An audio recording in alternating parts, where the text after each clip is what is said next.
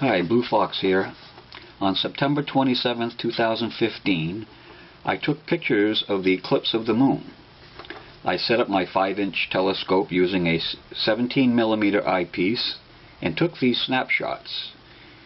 You will notice in the pictures, stars show through the dark portions of the moon. And as I go through them, I'll blow them up a little larger so you can see these stars. I'll point to one. There's a blue star here, a white star. There's another star right here that shows up quite good. And that's that picture. Move on to the next one. You can actually see the stars here. Now we'll zoom in and we'll see a red star with a white star right in here. And then there's 3 stars, a white star, a blue star, and another blue star.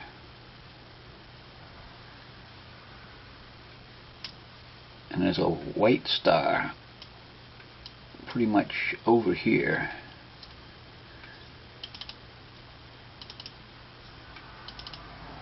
Okay, now this one here, you can see the stars. 1, 2, that's pretty bright. And I'll zoom in on it. Now there's a red star, white star, showing through the moon, white star, and then blue star again, with another star over here. And as we go further down, we see another blue star and a white star.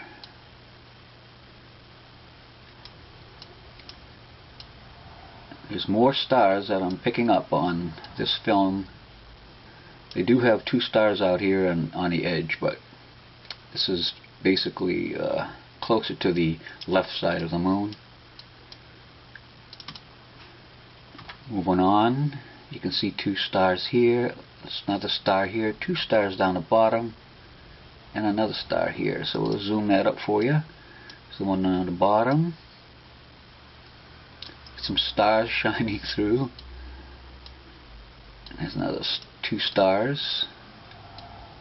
Faint one in the background. And we have this star, this blue star, and this white star.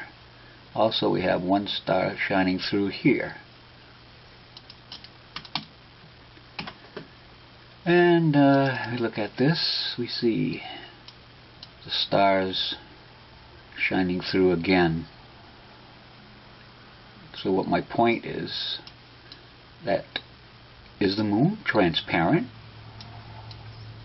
I've heard people talk about that, and as I see these pictures, I see that there's stars shining through like they had predicted.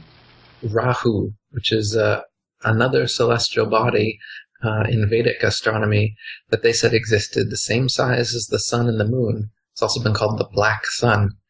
And this is the ancient explanation for eclipses. They claim that Rahu eclipses the sun and the moon, not as modern day they claim that in solar eclipses the moon eclipses the sun, and in lunar eclipses they claim that the shadow of the ball Earth eclipses the moon, causing that.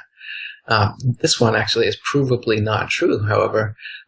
They say that the sun lines up with the Earth just perfectly to cast the shadow of the Earth onto the moon like 3 billiard balls in a straight line.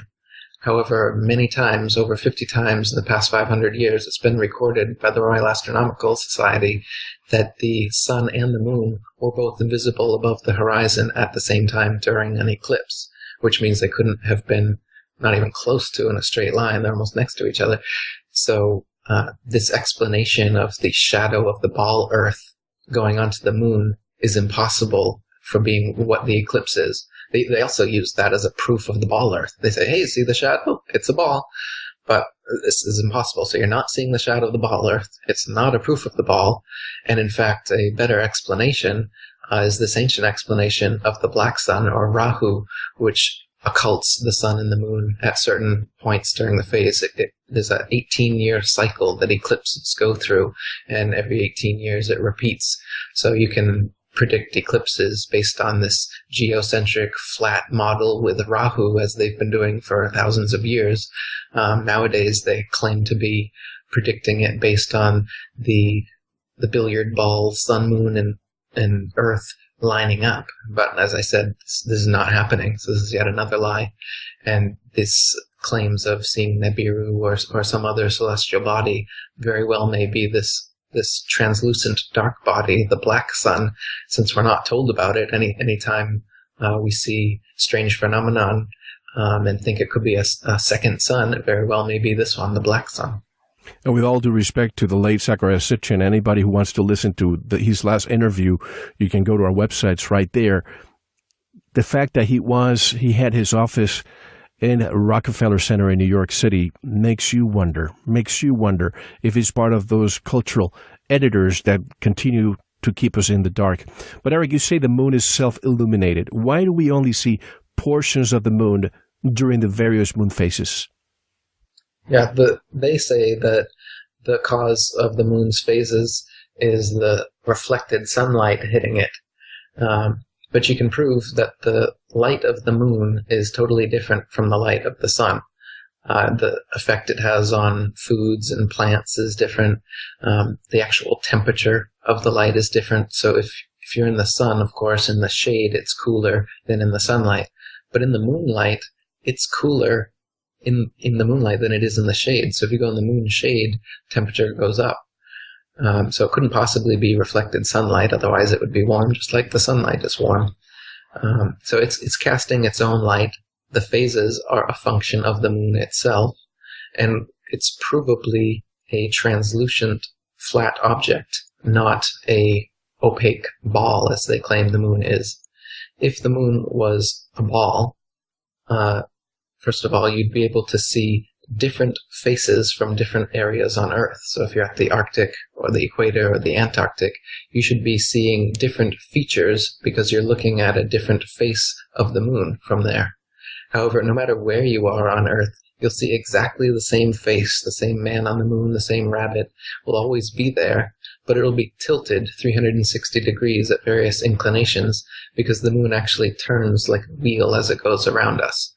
And that's another proof they use of their ball model. They say in the north hemisphere, the moon is right side up, and in the south hemisphere, it's upside down. So that's proof that we're on a ball. But as I said, it's not so simple that it's just right side up in one hemisphere, upside down in the other hemisphere, but rather it's always turning. So you can find pictures of it at all inclinations, not just two opposite inclinations. So this is one proof that the moon is not a sphere. They say that the moon's a sphere and it rotates as well as the Earth, but since we only see the one face, their excuse is the moon rotates the opposite direction the Earth does, and it's perfectly synced so that when the Earth is moving and the moon is moving, we never see any other face. So another convenient explanation. But in reality, the reason we never see the dark side of the moon is because it doesn't exist. There isn't another side of the moon. It's just a translucent, it's not densely physical because you can see through it. There's been pictures taken of stars being seen right through the moon.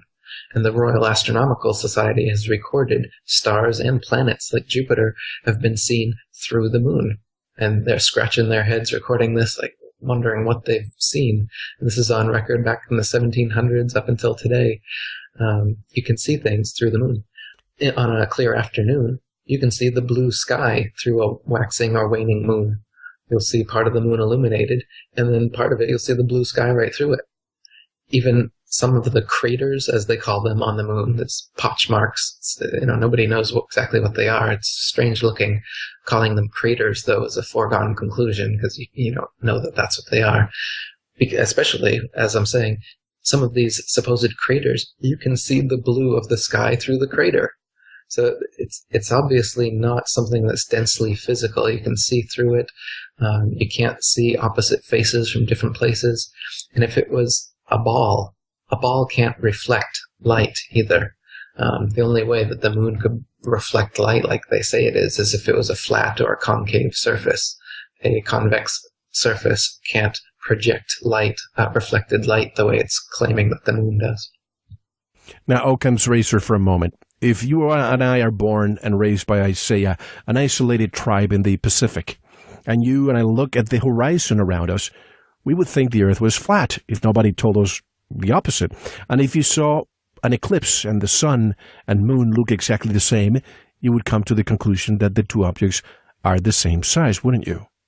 That's right, exactly. And you wouldn't come to the conclusion that you were moving either. They say that we're spinning 1,000 miles an hour, we're going around the sun 67,000 miles per hour. There's no way you would think of that, because it's nowhere evident anywhere that we're moving.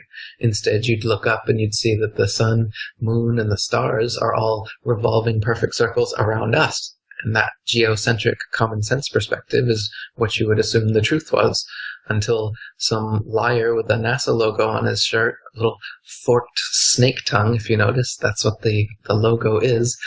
They come with their little forked snake tongue and they say, "Oh, silly peasant, you're not motionless with everything revolving around you. The sun is motionless and you're revolving around it.